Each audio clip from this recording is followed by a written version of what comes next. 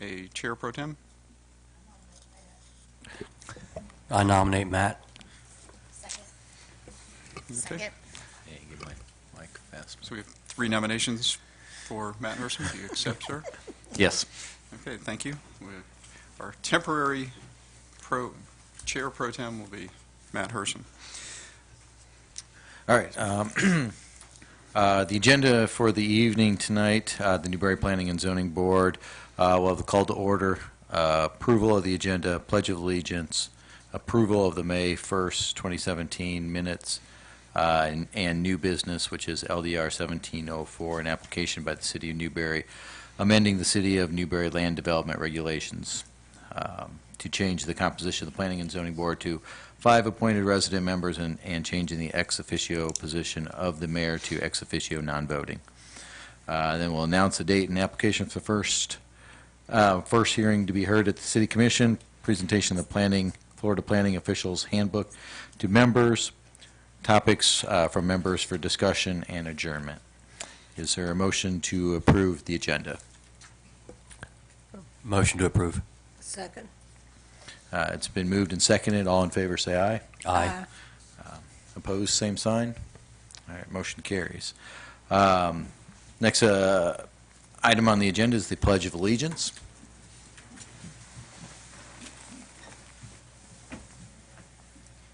I pledge allegiance to the flag of the United States of America and to the republic for which it stands, one nation, under God, indivisible, with liberty and justice for all.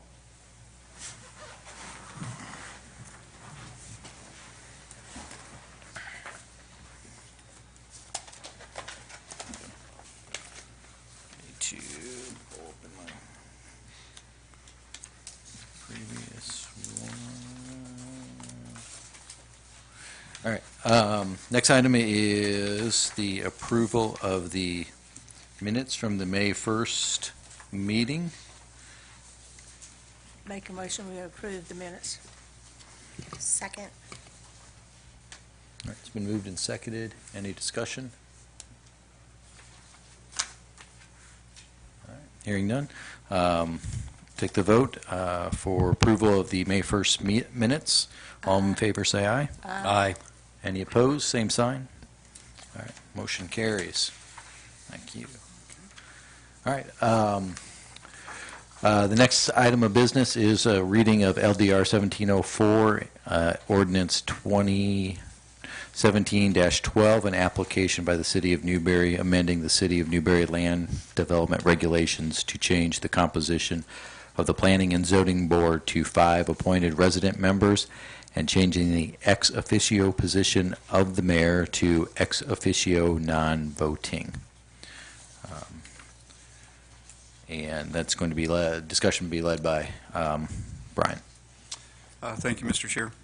After this year's round of city commission elections and mayoral election, the mayor, Jordan Marlowe, requested that going forward that staff go back and draft an ordinance that would make a change to the composition of the Planning and Zoning Board for Newberry. Under the current scenario, we have 4 appointed members, which have to be residents of the City of Newberry, and then the 5th member, voting member of the board, was the mayor as an ex officio member.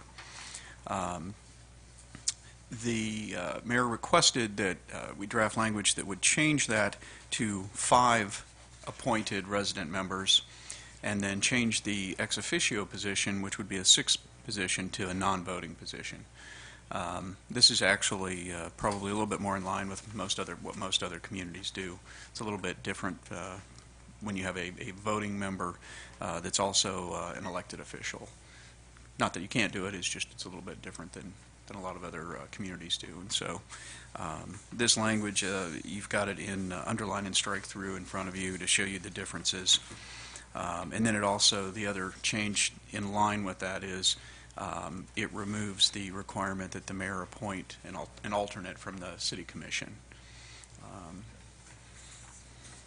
So that's basically, we would have 5 appointed members, so you'd have the odd number to avoid the tie, and the mayor would still sit in as the ex officio member.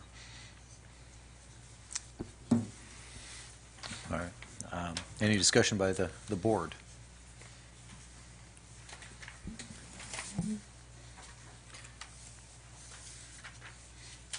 Really, everything that that I see is what we had discussed at our previous meeting, and the changes were made as we had agreed upon at that meeting as well. I mean, I'm satisfied with what we have in our hands. Wonder, Jennifer? Jim? Any other discussion?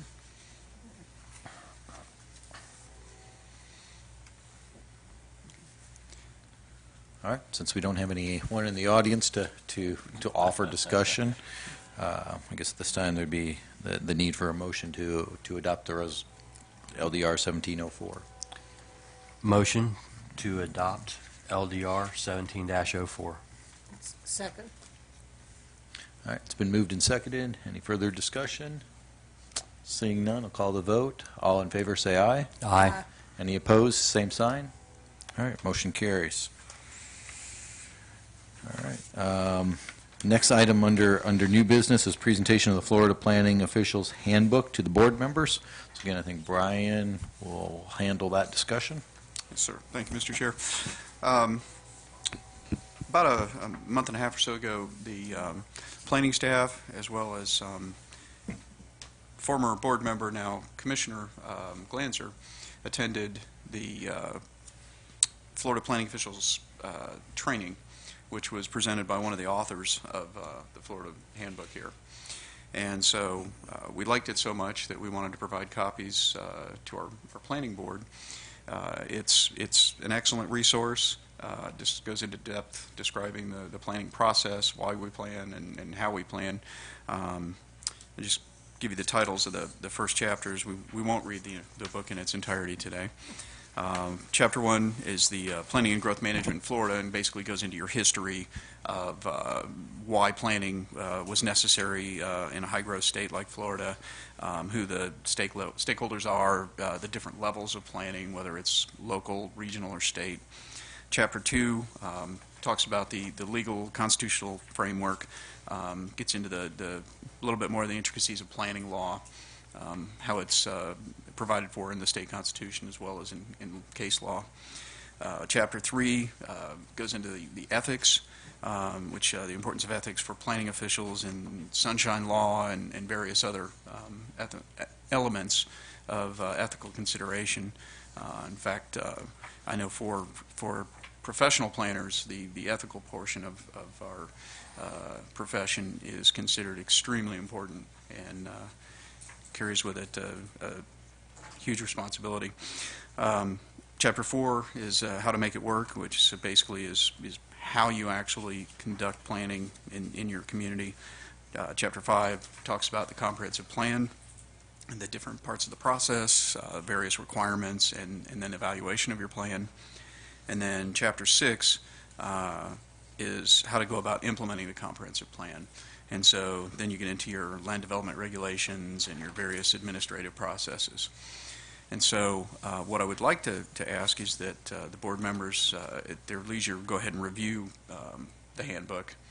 And I'd like to offer that planning staff would be happy to hold a separate workshop at your convenience and go through in much more depth each of the different elements of the planning handbook, go over the different elements, take questions, and you could get a lot more in depth than we could get here in an actual planning and zoning board meeting. So leave that up to you, but that's an offer that we certainly would extend, to have a separate workshop and it's be sort of a, we've got a couple of new members, but it also, I mean, we learned things when we went through the training course, so it's good for, we think, everybody, and if you'd like, we'd be happy to do that with you guys. So if you want to take a look at it and just get back with us individually, you send an email with your interest. We'll if you want to, we'll see about scheduling a date for a workshop. If anybody has any questions about the handbook.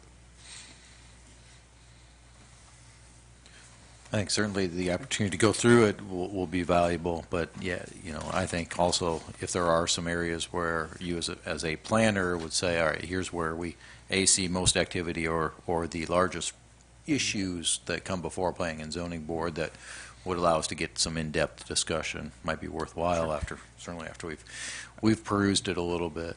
I know for me, probably the two biggest elements would be preparation of your comprehensive plan and maintenance of your comprehensive plan, and then the implementing arm of that, which is your land development regulations. Those are the two things that we're certainly going to work on in the planning board more regularly and day-to-day in the staff level of the planning department. So we could do a brief history and go through touch on some of the other things, but then maybe focus more on those two elements. Okay.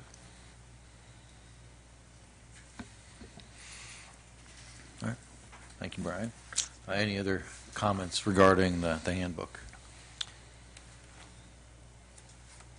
Well, what I want to say is I really appreciate you guys putting this together for us. I mean, it's going to be, although it's generic, it's not Newberry-centric.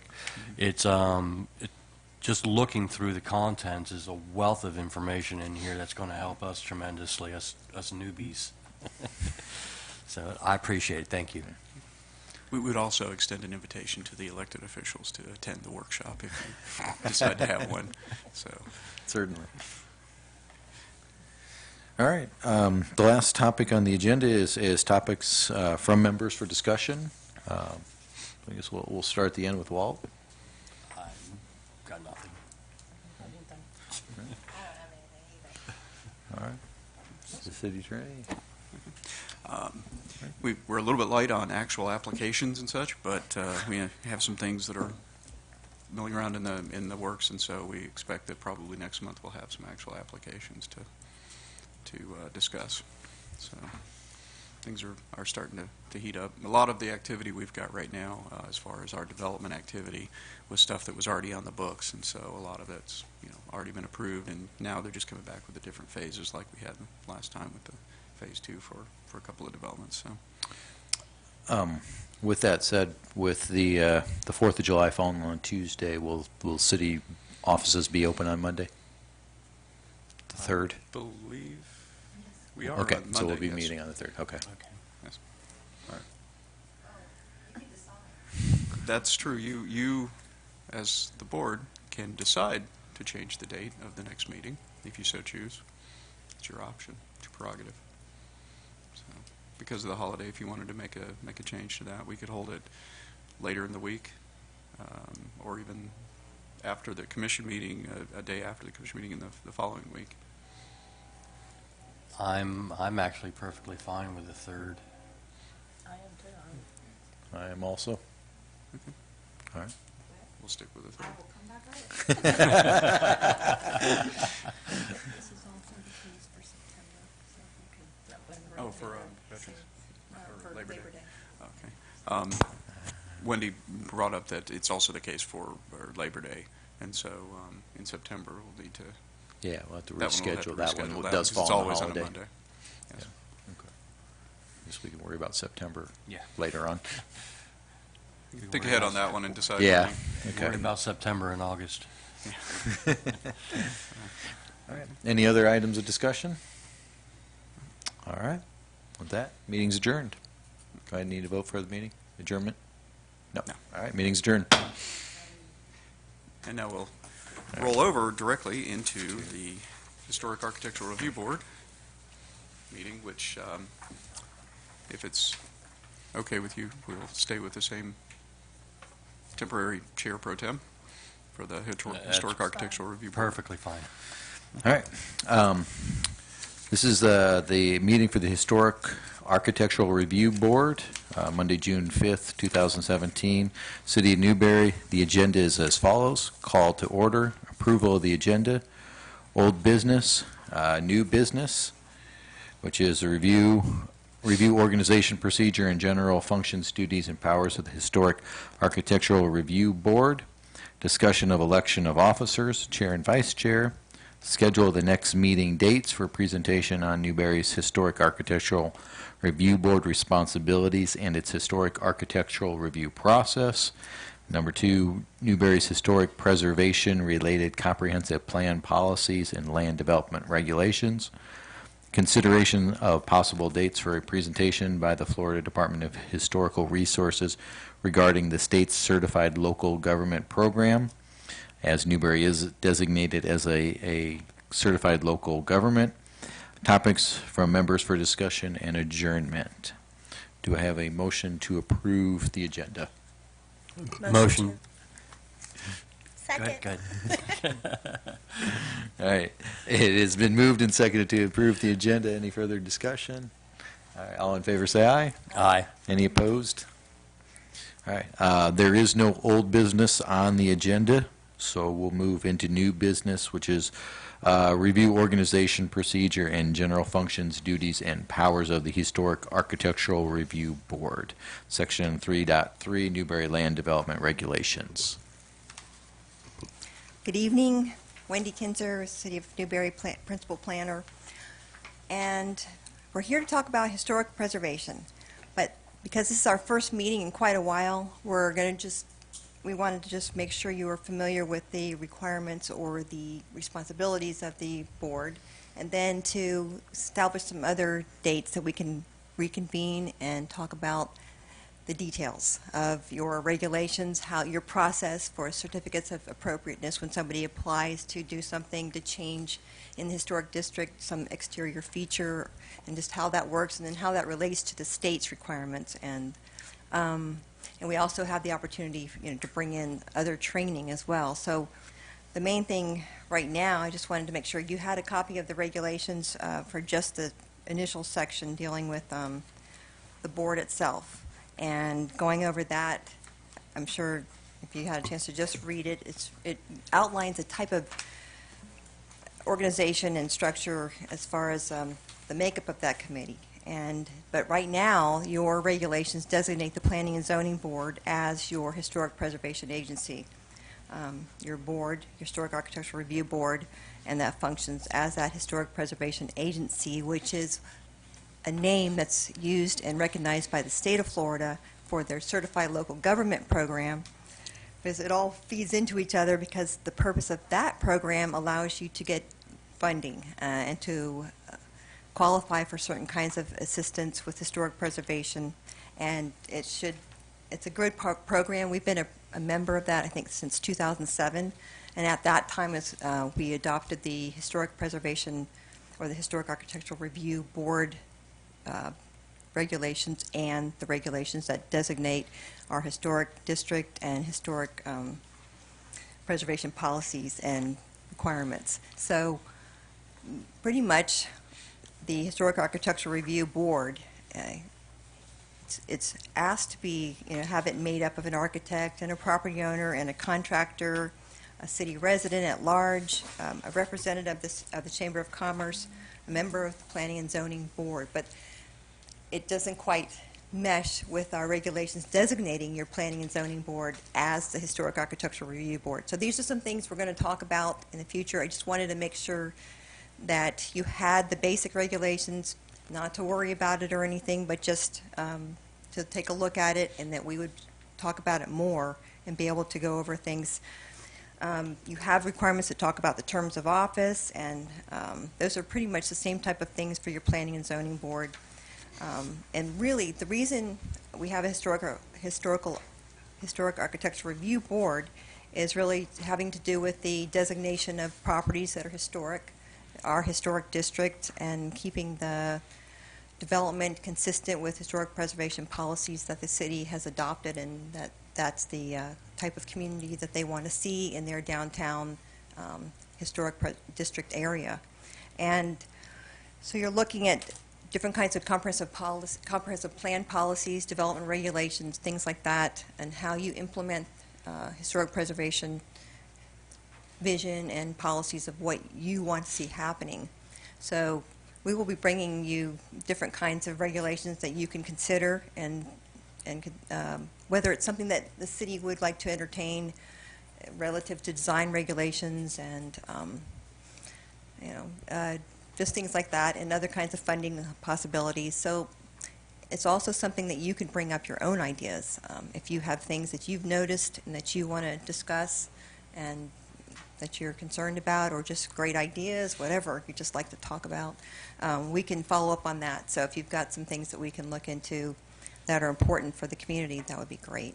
So pretty much, I just want to make sure that you knew that you're here serving that function, and that we are normally would have certificates of appropriateness applications that people bring before this committee, and they would ask you, say, well, okay, I'm asking if it's okay to, maybe they want to paint their building a totally different color that's not perhaps consistent with what's around, but they have a reason why. Maybe there's some historic reason about that particular building that they know about, and they've got documentation say, this is why we want to paint it this way, because of the facts that we've found in our research. Or you'll have somebody who wants to do an addition or perhaps demolish a building that's a historic building. Our district itself is on the National Register, but it's not, doesn't have individually listed properties itself. But it doesn't mean that they're not important. Even the National Register doesn't require everyone to comply with all these regulations, things that we might say. Maybe you have a regulation that says, okay, we don't want any changes in this particular property. But if that were something that caused issues with someone, and this committee decided, the board decided not to grant it or to grant it, it's not dependent upon a National Register designation or what the state says. The main thing is that you're considering all the evidence. Those designations don't require us to follow specific historic preservation things. What triggers historic preservation things that people are concerned about, say, oh, I don't want my house designated historic preservation or a historic building because I'm concerned about there might be additional requirements. And that's really just because it only kicks in really with when you're getting funding. So when you have funding that's tied to a particular piece of property and it's designated historic, that's when you really have you've got strings attached. And so you'll be limited on what you can or can't do. But other than that, these are guidelines and policies and things that are important to the community that you are upholding and considering and making the best decision you can on the information that's presented to you. So next time, I wanted to make sure that we've scheduled some meetings that you know is coming up, and we'll go over some more detail with some PowerPoints and just give you some information about actually what the regulations are, how the process works, and also bring in someone from the state. Now, I just jumped through all your agenda items, but That's right. in a nutshell, We it's can make really this just to want to just kind of say, hey, here we are, we're going to do this, we're going to get going, because it hasn't been as active, and we're going to get this board active again because it's really a requirement of being a certified local government, and we want to make sure we're meeting those requirements and have opportunities for funding in the event that the city would like to go for those. So if you have any questions, I can try to answer them for you. Otherwise, I think meetings, when you're talking about meetings, consider that so we could still meet after Planning and Zoning Board meeting, unless there's a lot of items and you want to schedule something separate, or we can always continue something. So just something to consider. So. All right, thank you, Wendy. Any discussion questions? Yes. When activity does occur that requires the Historic Architectural Review Board, is it, maybe what I'm looking for is how much activity do we usually have that requires us to meet X amount of times? I mean, 'cause I saw in here it's only 4 times a year. I mean, is there enough activity to sustain that, or do we tell people that that bring forth an application to make some modification or a change that you got to wait till April or whatever?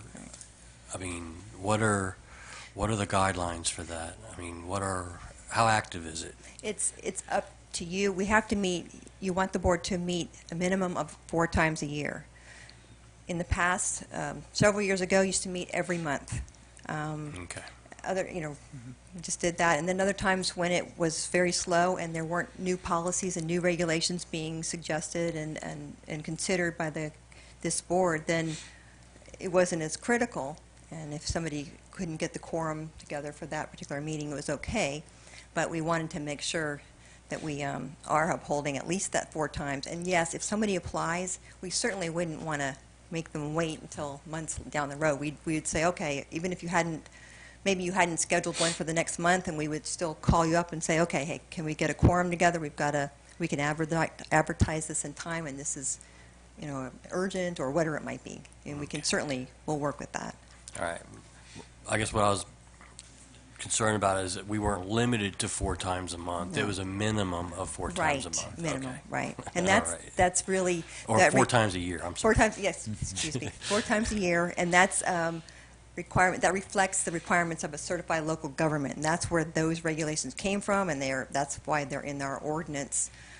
So it is just a minimum of 4, but you can meet every month, you can meet every week, whatever you'd like. If we had the applications to do that, we could. You could, Okay. and also remember that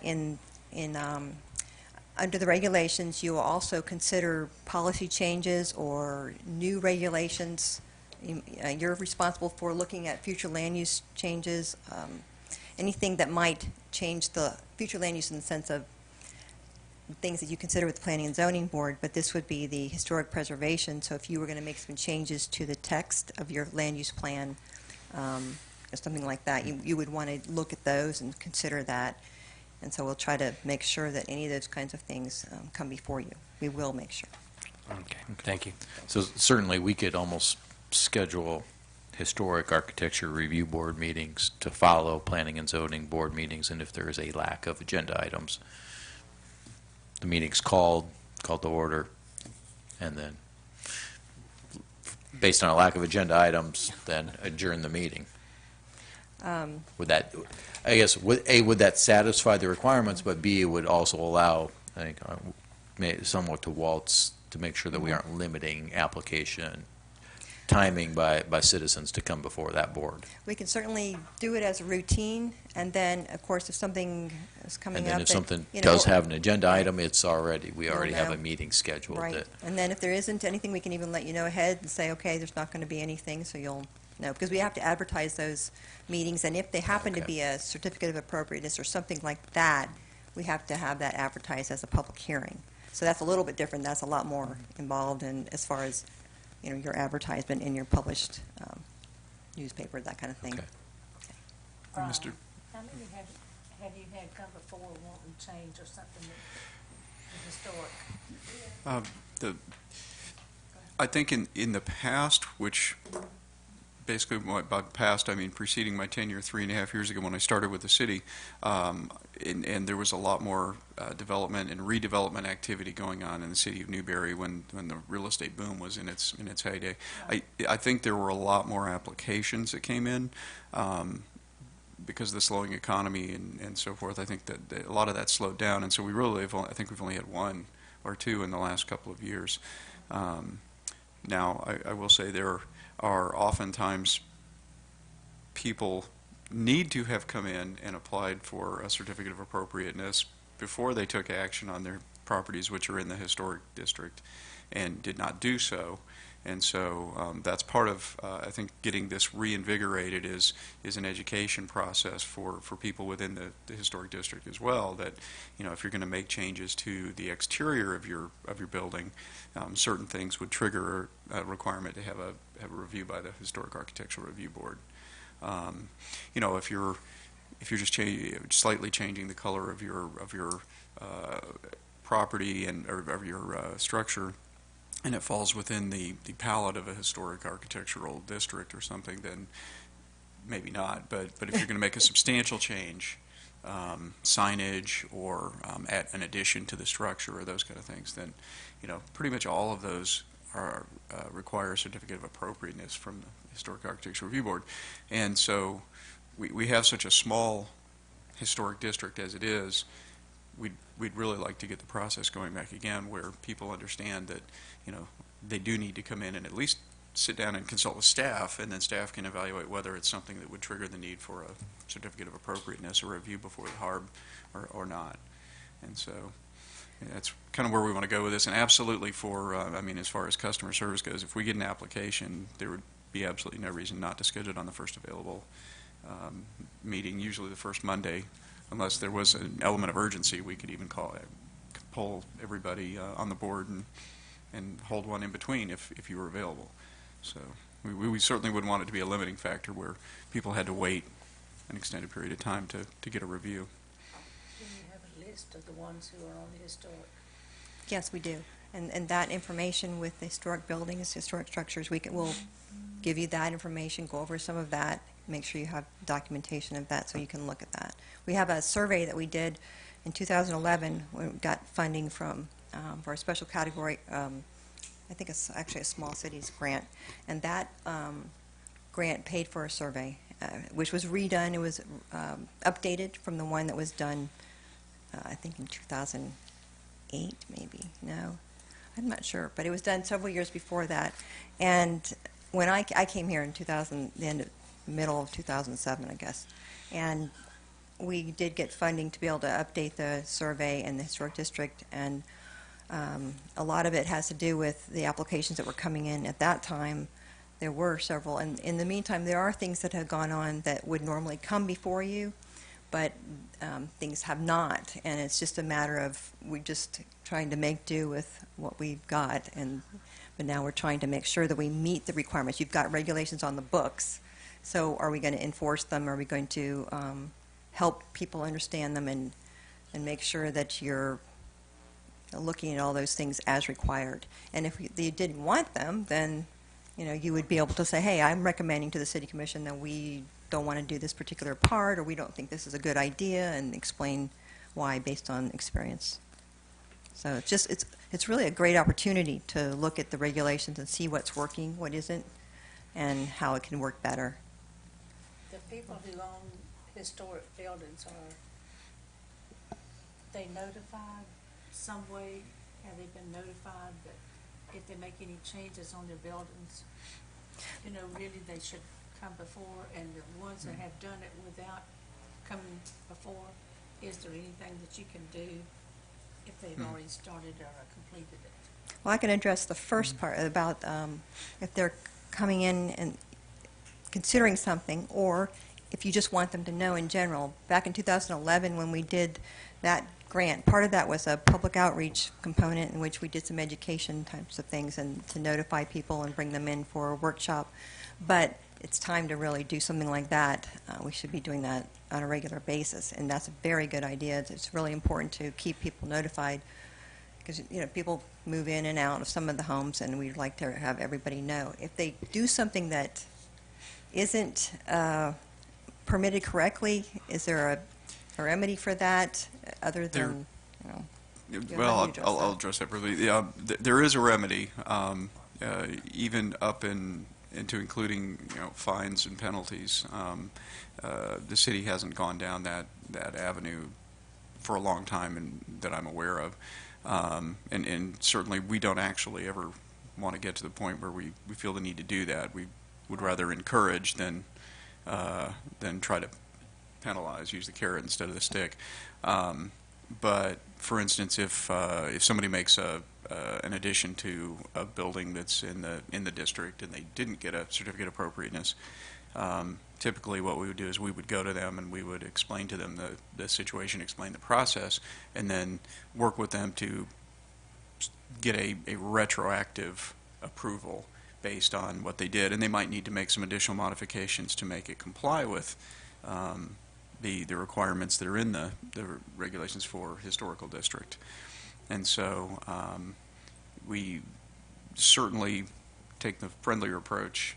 I know that some areas, especially when it comes to historic preservation, get really strict and draconian even in their implementation, and that's certainly not the not the intent for Newberry there that we would see for Newberry. We would always rather make it more of a encouragement and working with them to get into compliance than threatening penalties or sanctions of any kind.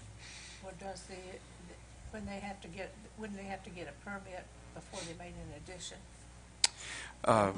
Wouldn't the permit department catch it if they restore it? Hopefully. Sometimes people do things on the weekend that they might not, Okay. maybe shouldn't do. We do, especially now with additional staff in the building department, have gotten better at finding those activities, and so we're getting better at that. But again, yeah, even if we did, we would then go back and work with them to then get into compliance. But you're right, especially a substantial addition of any kind, they would have to come in for a building permit. And the building permit knows historic buildings. They're aware, but that's also an element of internal education that we'll be working on as well. So to make sure that everybody's on the same page when it comes to the application of the historic district regulations.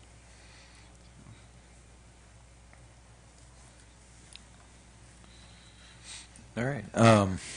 Topic B would be discussion of elections of officers for a chair and a vice chair. Why can't we just have the same ones that we had on the zoning board? You certainly may have those same officers. It's just a matter of doing that for this board and that we have a record and a record of a vote, an actual decision. I have a question before we do that. Since the planning and zoning ordinance is being drafted to revise the composition, will that also then affect the architectural board? Well, it's, the board is between 3 and 7 members for the Historic Architectural Review Board, and it will just be the same thing. I mean, if you decide that you wanted to mirror what was already happening there, you can do that, or you do not have to do that. But the composition will be the same because you'll have the same members as what sits on your planning and zoning board. But this is a different board, so when you elect your officers, it doesn't have to be the same, but you can make it the same. But it's still, this is the, it's your choice. That make sense? Mhm. If it's easier, I mean, it's certainly easier to keep track of things if you just say, okay, we're going to do the same thing. And you had your chair and your vice chair done that way, and we can wait, just like you're waiting with the other. And once whatever's decided with the Planning and Zoning Board, and then you can vote to do the same thing for this board. And so the same action that you took previously for the other board, you can certainly do that again here. So we can wait till the next member comes on. Yeah, I mean, you're welcome to do that. That's your choice. That's a great idea, yeah. Postpone it, electing officers, then So for now, you would just we'll have, just make a motion to postpone yeah, until the next meeting. and you've already designated the same person, right? You're still going to keep Right. your same chair. Okay, Right, okay, yeah. for tonight. For tonight. Right. For tonight. Yeah, and as far as that goes, the ordinance for changing the composition of the board will first be heard next Monday. We're actually going to, because it's a simple ordinance, we're going to go ahead and put it on earlier than we normally would, which we would go to the third meeting, we'll go to this one. And then because there's the meeting on the 26th, the commission meeting on the 26th is the joint city-county commission meeting. They're not going to hear business outside of the issues between the two. And so the second time it'll be heard and presumably enacted will be the first meeting in July. So we'll still need to have our temporary chair for the next meeting in July for planning and zoning and for the Historic Architectural Review Board. So if the mayor isn't available, who was the chair, then Right. Mr. Hersom could be the fill-in chair pro tem. So do you want to state that in the form of a motion, Ms. Laird? That's fine.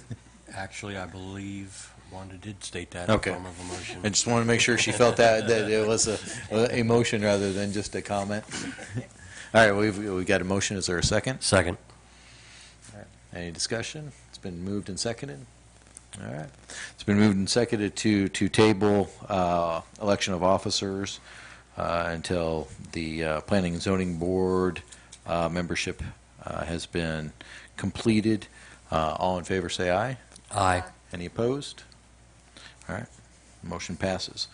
The next thing on the agenda was scheduling of the next meeting dates for presentation about the historical process, and then related to the comprehensive plan and land development regulations. I've got a thought on that, if anybody else has one. Hey, go ahead, one. I don't see why we don't just add the meeting to the end of our P and Z meeting.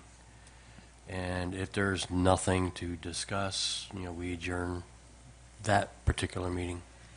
I think Wendy had talked about, there's some education that we as a historical board would need, and so I like the idea of adding the historical architectural review board after the P&Z meeting, and then just have Wendy start working through the educational events or items that she wants to give us, and if there actually has business, obviously business would take the forefront of that meeting, but then, have you parse it out as to what will be what we could handle, in any one meeting, but certainly, that would certainly give us we'd already be here.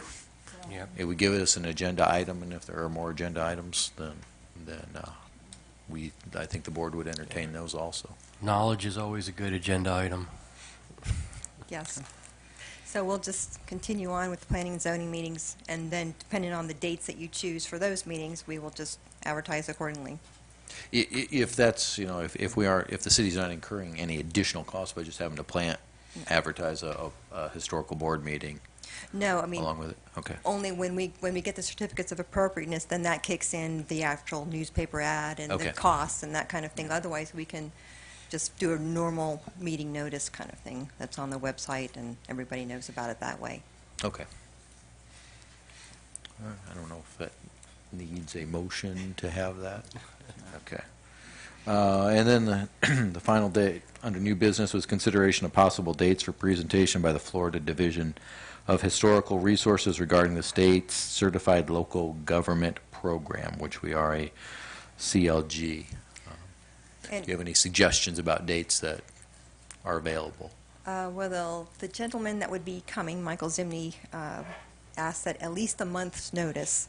So perhaps if we want to do it on a specific meeting date, we might want to do it on a separate meeting, depending. I'll check with him to see how long his presentation is going to be, since it's just focused on this, and see whether we want a separate meeting or if we want to do it after a planning and zoning board meeting. But we want to make sure that we don't happen to have something on the agenda that ends up being long, and then it goes really late, and you don't want to do that. So I'll talk to him, fill that out, come back with some information on that for you, and certainly we'll go from there. I think with the idea that we've got monthly, or Yes. the Architectural Review Board is at least initially planned on a monthly basis with our P&Z meetings, that hopefully will give him ample opportunity Right. to select a date. Yeah, okay. How much in advance do we know what's going to be on the planning and zoning agenda? How- Mr. Chair, it depends on the type of applications that we're looking at, but we typically try to get, for an in-depth application, so to speak, a 60 days notice before, as they're dropping it off, and then once it's been determined to be a complete application, then we would have at least 30 days before the next planning and zoning meeting. So typically, ideally, we'll know 30 days in advance whether something's going to be ready to be seen before planning and zoning, just because of the lead time since we only have one meeting a month. Okay. So, I was just thinking about that coordination between bringing in a speaker from, I'm guessing, Tallahassee, and then and/or a long P&Z meeting. I think within the planning and zoning office, you guys could coordinate that schedule. We'll coordinate that, yes. Okay. And so that we'll make sure that maybe that particular agenda is not really full or doesn't Yeah. have some real controversial things on it or something. We'll make sure that we move it around like that. Okay. So, thank you. All right. Anything else from the board to discuss? Topics from members for discussion? All right. Hearing no further discussion, meeting's adjourned. Thank you.